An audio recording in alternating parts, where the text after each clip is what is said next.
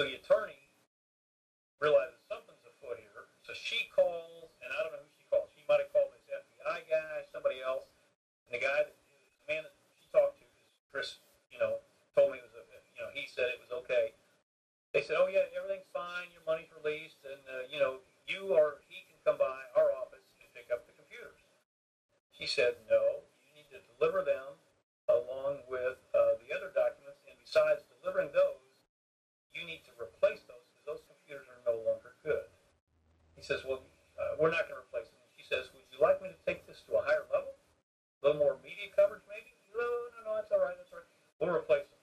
They did replace them about 24 to 36 hours later. Chris says, I'm not going to use these computers. He's since given them to somebody else. Yeah. I don't know what they've infiltrated with them, but I'm not going to touch them. And Chris is now motivated to begin his previous life, if you will. He's got about 200 of the world's best hackers, along with himself and some other friends, looking to see who these guys are and so forth. And what he has found out is there was a bill from the FBI for 2 days' worth of work, messing with Chris, for $52,000 some odd dollars. And the invoice is made out to the initials ABDA. A as in apple, B as in boy, D as in dog, A as in apple. ABDA. Now, we don't know what those initials stand for. We've never heard of it before. Most American alphabet groups are IRS, CIA, FBI, NSA. They only got 3 letters. This one's got 4. This one's got 4. Now, what's interesting, most Canadian companies are 4. Now, the Paleo Indians, and I don't know if there's a connection, according to the documents that they told Chris and so forth, is this tribe of Native Americans, pre-Native Americans in a sense, that would go in the summertime up to Canada, Ontario and such, and the wintertime with the cold weather would follow the herds and so forth down to this part of the country. Now, it could be a Canadian group, I don't know. Most Canadians are 4 letters, though. Okay, CISIS and everything else, which is their version of the CIA, etc. Right. So Chris finds this out. He finds out the other thing that happens, once he gets home, he calls some friends and says, come over and let's dust for some friends. Let's find out who these bastards are because I want to get even with them. Because that's kind of Chris's mindset. So what happens is Chris has guys come over and dust. And when they do, they find fingerprints, but they don't find, they find marks for the fingers, but there's no prints. Which is very odd. Yeah, that's very odd. And there was 20 guys. He said he knew they didn't have gloves, they didn't have rubber gloves on. He said there was marks on all kinds of stuff they went through. He said we dusted everything. And just like a mark where your finger is, but there was no fingerprints.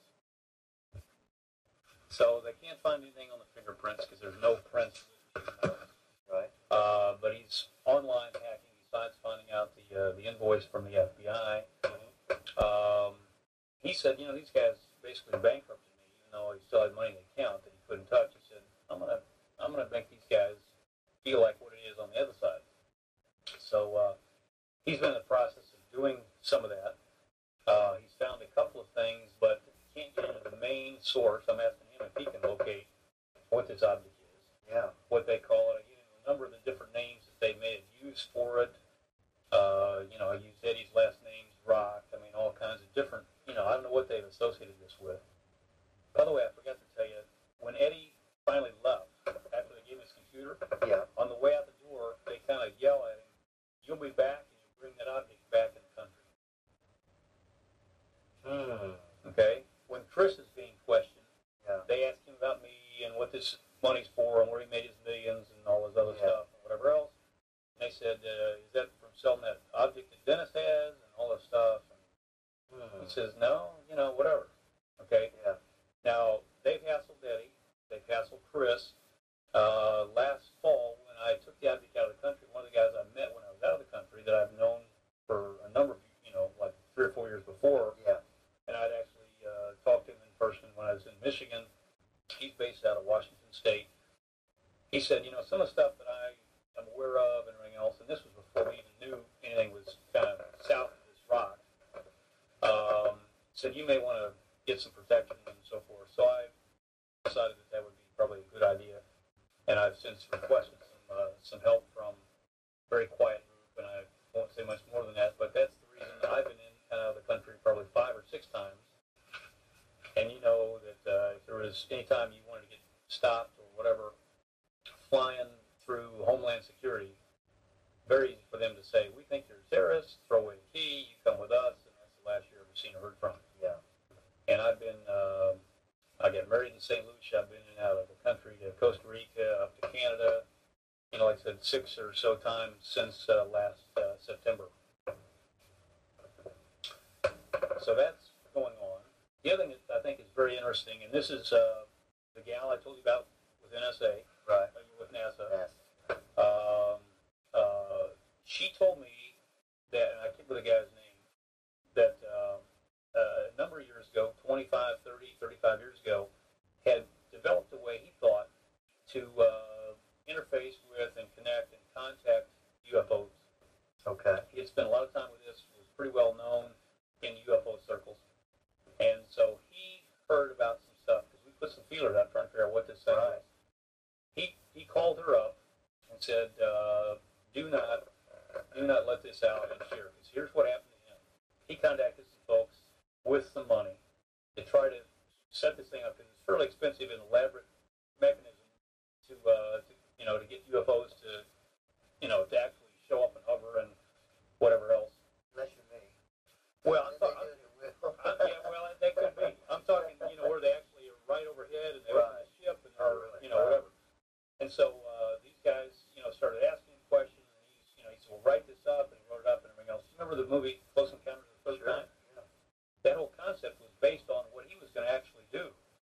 And he said the only thing he had to do with the movie, because he's very upset that they made a movie out of it, is he was able to convince them to do that movie where the object was that tower. This is not Jacques Vallée you're talking about. That's the guy who was a consultant on Close Encounters. Yeah, and I'm not sure if it was him or not, because I didn't talk to my friends. Yeah, it could have been him. But this is, he said, well, it's Devil's Tower, and they all have this idea in their mind and so forth. Yeah. He said the place this is really supposed to happen is currently where I took the rock, not knowing any of this stuff behind the story. Whoa. So now I'm wondering, because I'm looking for answers. I mean, what is this rock? What does it do?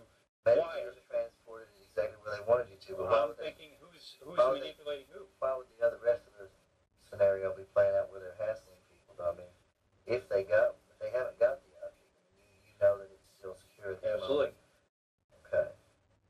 So with people that are this intent on finding it and seem to have the power to do almost anything, they just seem to play by their own rules and seem to make things happen overnight.